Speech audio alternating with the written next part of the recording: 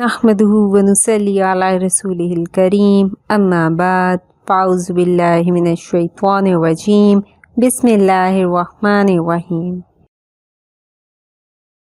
Do you want to be a servant of the merciful? Well, if so, we make this dua. ربنا أسرف عنا عذاب جهنم إن عذابها كان غراما إنها ساءت مستقرا ومقاما. O Allah, protect us from the punishment of hellfire. Verily, that punishment is something which is continuous. And the hellfire, it is the worst place. It is the abode that we can be in.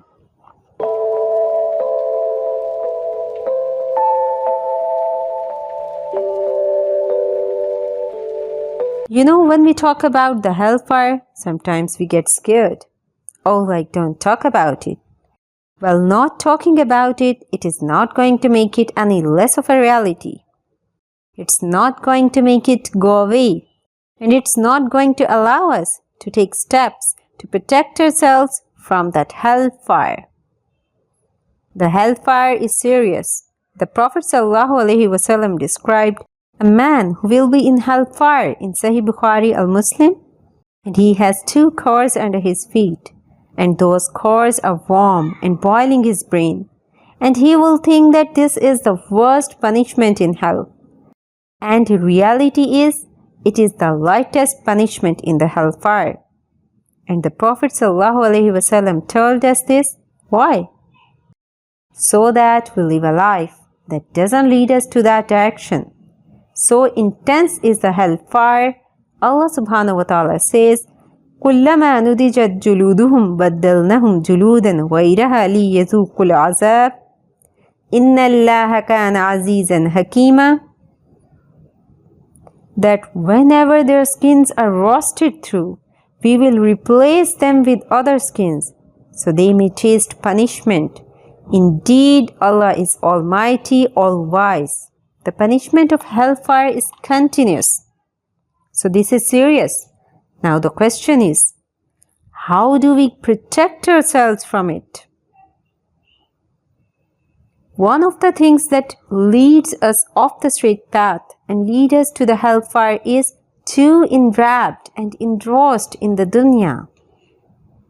It's becoming too caught up in this worldly life to a point that we don't understand what our ultimate purpose is and where are we heading. There is a process or concept known as zuhud. Now zuhud you may heard translated in different ways. Zuhud doesn't mean you don't own anything. Zuhud means that nothing owns you. So we can have material things, but it doesn't own us. And so the first question we have to ask ourselves for serious is, are we willing to make some sacrifices in the dunya to protect ourselves from hellfire?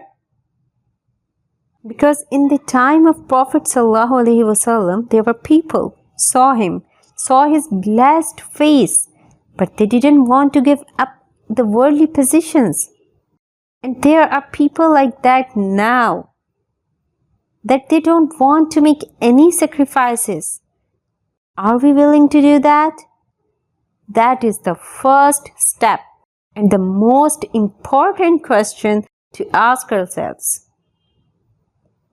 What else can we do? Well, who do we surround ourselves with?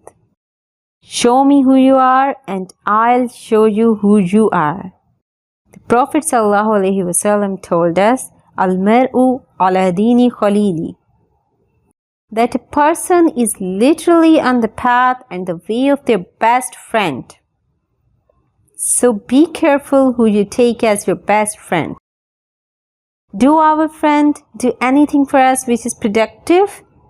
Are they reminding us of Allah or diverting us further from Allah? Another thing we can do is to downsize or downgrade. You know, we don't want to have the latest and best and brightest of every single thing. Or we can wait a week to get it.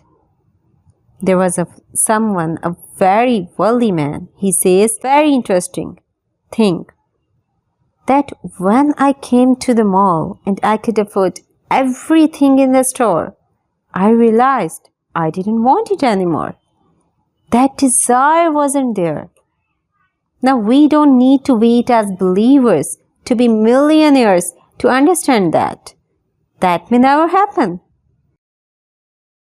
We can still understand that the beautiful teachings of our religion, the place of dunya in this world, and how to live in a balanced way. And we also reflect and ask ourselves, is the material possessions that we have defining who we are? Are we quick to brag about our kids or show off our cars or drop, the latest accomplishments we've had at our work or what we are doing and how successful, etc., etc.? Does that define who we are? If it defines who we are, then that's leading us off the straight path.